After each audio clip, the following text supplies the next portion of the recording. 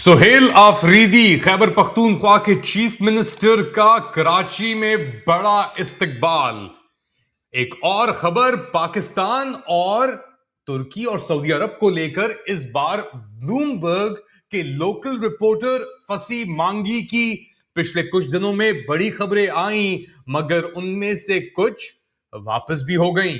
और एक और खबर यह भी इस बार रॉयटर्स पाकिस्तान की, पिछले दिनों उन्होंने कहा था कि सऊदी पाकिस्तान के दरमियान एक JF-17 की डील होने जा रही है, जिसके बारे में फॉरेन ऑफिस ने तरदीद कर दी।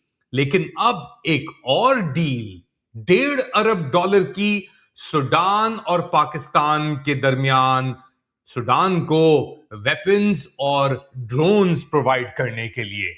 लेट अली शो यू के इस एपिसोड में आप सबको खुशामदीद। Do like, subscribe and share this content. जिस तरीके से ये खबरें आ रही हैं, लग रहा है कुछ डेस्परेशन चल रही है। साथ साथ इसके अंदर आपको मैं थोड़ा इस एपिसोड में थोड़ा कॉन्टेक्स्ट भी देने की कोशिश करूंगा कि जो वादे थे, जो प्रीवियस डील्स थी, उसके अंदर से डिलीवरीज क्या हुई हैं। मगर पहले ये एपिसोड शुरू करते हैं सुहेल आफरीदी खैबर पख्तूनख्वा के चीफ मिनिस्टर वजीर आला की कराची आमद और एक बहुत बड़ा रिसेप्शन। रोडों के ऊपर लोग निकले, नारेबाजी हुई, हुल्लड़बाजी हुई।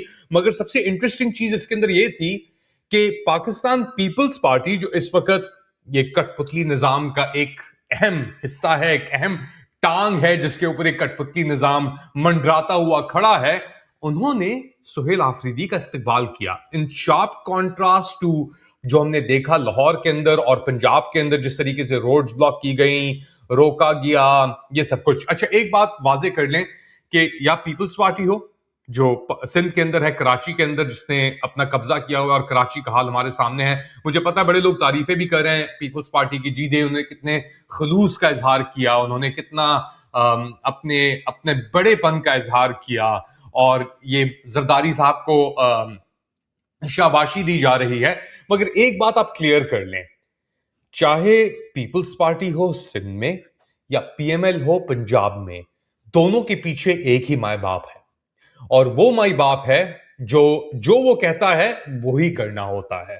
तो पंजाब में उसने कहा ये नहीं हो सकता, सिंध में वो उसने कहा हां कर दो। तो ये हमें क्या बताता है? ये हमें बताता है कि कोई चीज हो रही है पीछे। एक तरफ PMLN तो वैसे ही बदनाम है, पीपल्स पार्टी बदनाम है, मगर कुछ कोशिश की जा रही है इनके मरकज से, इनकी सोर्स से, कि मामलात को रिजॉल्व किया जाए और सिचुएशन को आगे बढ़ाया जाए किसी भी तरीके से। बेसिकली रास्ते थोड़े खोले जाएं, जो बंद गलियां, तंग गलियां हैं, इनके अंदर थोड़ी पेशरफ्त की जाए, क्योंकि मामले फंस गए हैं। इकोनॉमी आपकी तबाह तो पहले ही थी, अब तबाह कुन हो चुकी है।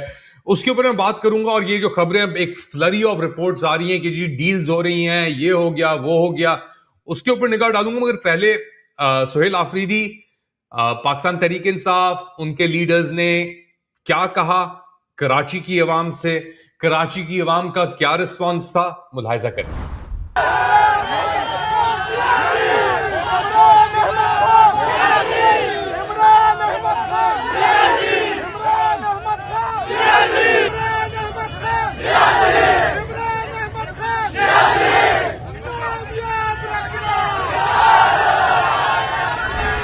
तो ये थे सुहेल आफरीदी और कराची की लीडरशिप, बेसिकली पाकिस्तान तहरीक इंसाफ की। बहुत उनको NOCs भी मिले, मज़ार कायद की तरफ भी रुख किया, हर जगह उन्होंने उनका इस्तकबाल। हमने कराची के अंदर ये मनाजिर पहले इस तरीके से बड़े अरसे से नहीं देखे।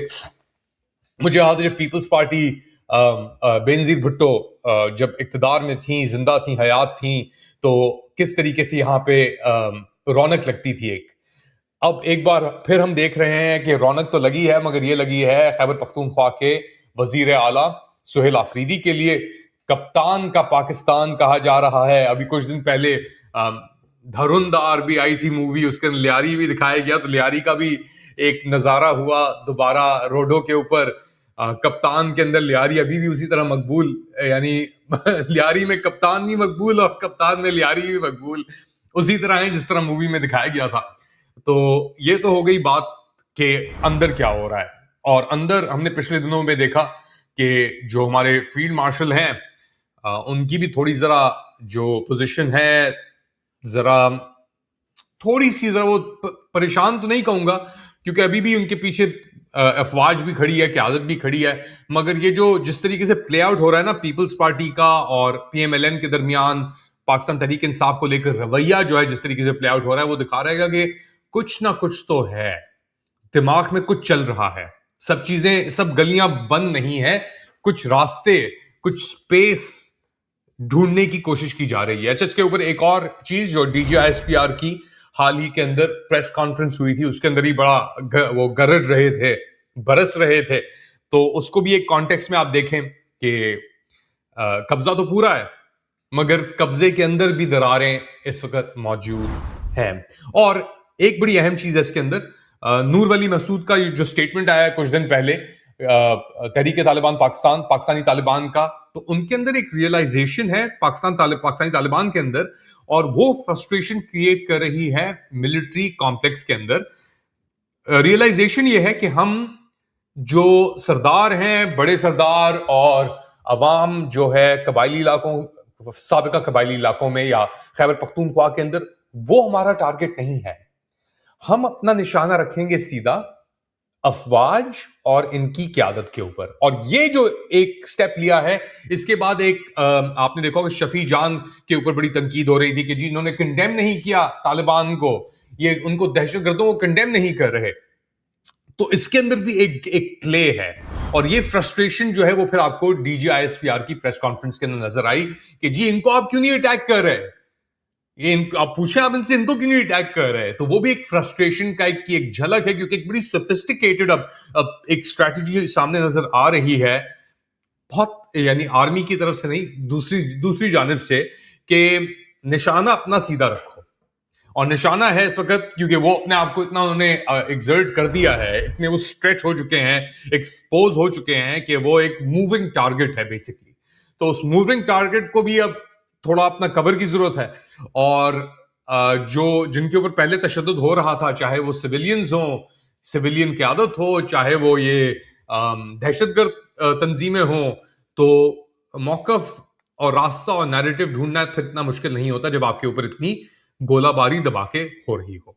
अच्छा, ये तो हो गई एक तरफ बात, मगर उसी से एक बात जुड़ी हुई है, कड़ी जो है इस पूरे गेम के अंदर वो जुड़ी हुई है।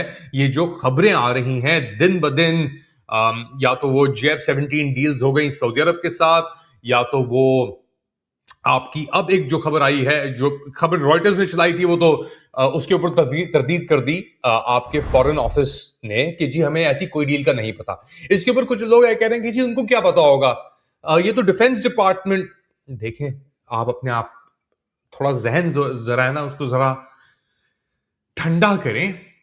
एक रियासत के अंदर foreign office he point of contact होता है। कोई भी आपकी डील हो इंटरनेशनल, कोई भी डिफेंस डील हो, ट्रेड डील हो, जो भी हो, वो फर्स्ट पॉइंट ऑफ कांटेक्ट होता है फॉरेन ऑफिस। आपका फॉरेन ऑफिस से आके कह रहा है पाकिस्तान का कि हमें JF-17 डील का नहीं पता। वो खबर बेसिकली एक तरीके से दोबारा उलट के वापस आ गई, रॉयटर्स की एक्सक्लूसिव जो चला रहे थे। अब खबर आई है कि पाकिस्तान सूडान को $1.5 अरब की एक डील कर रहा है, या की गई है सऊदी हिमायत के साथ, मुदाखलत के साथ, उनके बेसिकली एफर्ट्स और मीडिएशन के जरिए, जिसके तहत पाकिस्तान $1.5 अरब के म्यूनिशंस, ड्रोन्स और शायद JF-17 प्रोवाइड करे। ये बात मैं पहले कर चुका हूं, ये सऊदी खबर को ही लेकर मैंने इम्तियाज गुल साहब के शो पे भी ये बात की थी, जावेद हसन के साथ भी मेरी ये बात हुई थी कि क्योंकि सऊदीज ये पाकिस्तान का जो इक्विपमेंट है उसे इंटीग्रेट नहीं कर सकते, और पाकिस्तान इसके अंदर से 50 या 55% खुद ही बना रहा है, और बाकी जो है वो चाइना और दीगर और जगहों से जो इंजन हैं वो फॉर एग्जांपल रशिया से आ रहे थे। RD3 का ये बात कर रहे हैं चाइना का इंटीग्रेट करने की, मगर वो इंटीग्रेशन नहीं हुई। रिगार्डलेस, उनका प्लेटफॉर्म सऊदीज के अंदर पूरा अमेरिकन इंफ्रास्ट्रक्चर है, वहां पे कोई भी या तो रशियन या चाइनीज इंटीग्रेशन नामुमकिन है। तो अगर कोई डील चल भी रही थी या बात चल भी रही थी, वो हो रही थी सूडान के लिए। और सूडान ने अब अपना जो ऑफेंसिव है RSF के खिलाफ, जो रैपिड सपोर्ट फोर्सेस थे, मुत्तहिदा अरब अमीरात जो सपोर्ट कर रहा था, उनके खिलाफ उनको सऊदी हिमायत आ गई है। अल बुरहान के साथ पिछले दिनों, ये भी मैं आप जाके चेक कर सकते हैं, हमने इसके ऊपर शो किए हुए हैं, मीटिंग्स हुई हैं, इंटरेक्शन हुई है, ये सब चीजें हुई हैं।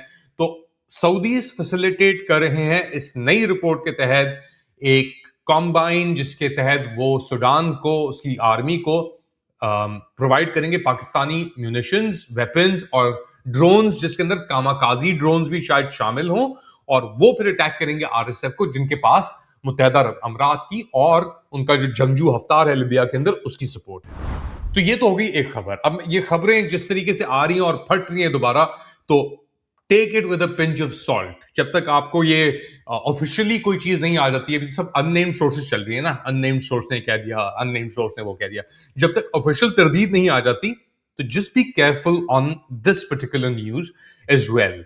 और फिर ये हमें लेके चलती है एक और खबर की तरफ, जो फसी मांगी ने बेसिकली चलाई है। ब्लूमबर्ग, जो माइकल ब्लूमबर्ग का ऑपरेशन है, बिजनेस एक तरीके से वो कवर करते हैं ज्यादातर, और उसके तहत वो ये कह रहे हैं, और मैं इसके ऊपर एक क्वालिफिकेशन भी डालूंगा इसके बाद, कि तुर्की जो Pakistan Saudi mutual defence agreement है, उसके अंदर शमूलियत चाह रहा है। अच्छा जी, ये खबर चला रहे हैं पाकिस्तान की तरफ से, या ब्लूमबर्ग चला रहा है खबर पाकिस्तान कॉरेस्पॉन्डेंट की तरफ से। टर्किश मीडिया के अंदर खबर चल रही है कि जी सऊदी और तुर्की एक डिफेंस कोऑपरेशन अग्रीमेंट की तरफ जा रहे हैं, उसके अंदर पाकिस्तान का जिक्र नहीं हो रहा उस खबर के अंदर टर्किश साइड से। अब ये कहते हैं ना कि नैरेटिव वॉर जो चलती है, इसके अंदर क्या खबर आती है, क्या नहीं आती, कहां से आती है, क्यों आती है, वो हर चीज एक लेयर के थ्रू जा रही है, क्योंकि अभी एक वॉर चल रही है नैरेटिव्स की। और पाकिस्तान अपनी अहमियत, पाकिस्तान अपने जो भी इकोनॉमिक जो उसकी प्रिकैरिटी है, जो मुसीबत में फंसा हुआ है पाकिस्तान, उससे निकलने के लिए, कुछ भी करने के लिए पाकिस्तान और उसकी हालिया क़यादत जो है वो तैयार है। क्योंकि कठपुतली निजाम एक हद तक चल सकता है, और लोगों के बगैर, उनकी इनपुट के बगैर, या उनकी हिमायत के बगैर आप एक हद तक ही जा सकते हैं किसी भी मरहले के अंदर अपने आप को आगे बढ़ाने में। अब सऊदी तुर्की क्यों घुसेगा? तुर्की के पास बहुत नेटो की एक डिफेंस इस्टेब्लिशमेंट है उसके पीछे, सही है, उसके अपने भी डिजाइन्स हैं। इजराइल और मुत्तहदा अरब अमीरात जिस तरीके से ऑपरेट कर रहे हैं, सोमालीलैंड के अंदर जो हुआ है, सोमालिया के अंदर टर्की की बड़ी इंटरेस्ट है, सूडान के अंदर टर्की की बड़ी इंटरेस्ट है। सऊदी अरब और टर्की के ताल्लुकात अच्छे थे, फिर जो कतर के अंदर हुआ ब्लॉकेड, उसके अंदर भी यूएई का हाथ था। फिर जमाल खुशोगी को जो मारा गया इस्तांबुल एम्बेसी में, मैंने रिपोर्ट किया उसके बाहर, from the time he went missing, उस वक्त से, जिस दिन वो मिसिंग गया उस दिन मैं बाहर खड़ा था वहां पे इस्तांबुल एम्बेसी के, कॉन्सुलेट के, सऊदी अरब के। मगर इवेंचुअली टर्की को भी अंदाजा है कि जी Saudi Arab is a huge power, एक रियलिटी है, एक मुत्तहदा अरब अमीरात की तरह ये हवाई कार्रवाइयां नहीं करते सिर्फ, सही है, उनके साथ रिलेशनशिप डिफरेंट है टर्की का। जब यमन का कॉन्फ्लिक्ट शुरू हुआ था, ये 2000 मेरे ख्याल से 14 की बात है या 12 की बात है, 2012-14 की बात, उसके अंदर जो कोलिशन थी सऊदी, उसके अंदर टर्की भी हिस्सा था। लेट्स वी फॉरगेट ये जो ये इस्लामिक नेटो बनाने की जो बातें कह रहे थे, जिसके अंदर इवेंचुअली राहील शरीफ को जाके इंस्टॉल किया, तो टर्की भी उसका हिस्सा था। अब टर्की जो ये सिचुएशन जिस तरह हुई है यमन में, सूडान में, सोमालिया, सोमालीलैंड के अंदर, इजराइल ने जो गजा में किया है मकबूजा, इन सब चीजों को मद्देनजर रखते हुए टर्की को अंदाजा हो गया है, और सऊदी रिएक्शंस को देखते हुए, कि सऊदी ने वो लाइन नहीं फॉलो की जो यूएई ने की, एमबीसी ने की, तो टर्की को अंदाजा है कि ये रिलायबल है, इनके अंदर थोड़ा वो है, डेप्थ है सऊदी अरब के अंदर, जो और लोगों के अंदर नहीं है इस वक्त। पाकिस्तान की तरह नहीं है कि जी जो भिखारी वो कि जहां भी चले जाओ भीख मांगते हुए यूएई की तरफ हो जाते हैं, कभी एमबीसी की तरफ, कभी इधर उधर, वो डामक डोल नहीं है सऊदी के अंदर, उनके अंदर खूब मुख्तारी है इस इशू के ऊपर। तो क्या ऐसे वक्त के ऊपर सऊदी और टर्की कॉम्बाइन कर सकते हैं? बिल्कुल मुमकिन है। उनके मरीन जो नेवल चीफ्स हैं उनकी मुलाकातें हुई हैं, एयरफोर्स की जो उनकी है कोऑपरेशन या मुलाकातें, वो भी जारी हैं। ये रेड सी के अंदर या जो हॉर्न ऑफ अफ्रीका के अंदर टर्की अपने वैसे ही असासे बहरिया असासे डिप्लॉय किए हुए हैं उसको सिक्योर करने के लिए। तो एक कलेक्टिव एक फॉर्म तो हो रहा है, नो डाउट। अब पाकिस्तान के अंदर क्या किरदार होगा, वीड हैव टू सी। कुछ पाकिस्तान बातें तो बहुत बड़ी करते हैं, मगर हकीकत में जब आती है चीज तो वो हमारे सामने ही आ जाती है, उस रॉयटर्स की रिपोर्ट की तरह कि जी ये डील होने वाली है और डील के अंदर भी $2 बिलियन स्वैप होगा और फिर $2 बिलियन इन्वेस्टमेंट होगी। ऐसी ऐसी बातें हैं, कौन कर रहा है, कहां से ख्याल आ रहे हैं, और यही शायद इसी डील को मद्देनजर रखते हुए कि जी टर्की पाकिस्तान और सऊदी का कॉम्बाइन होने वाला है, तो आप watch and see, wait and see, we'll see. But Saudis and Turks are the big players here. Pakistan is a peripheral character at best. सही है, आबादी बहुत बड़ी है पाकिस्तान की, मगर पाकिस्तान की जो हकीकत है वो मियां मुंशी शहबाज शरीफ जो कठपुतली वजीर आजम है उससे भी कम है, टू बी ऑनेस्ट। ये मेरा तज्जिया आज के लिए। बहुत सारी चीजों के ऊपर हमने कवरेज की, बहुत सारी चीजों में बात की, मगर जिस तरह दिन गुजर रहे हैं हर रोज एक नई खबर आ रही है।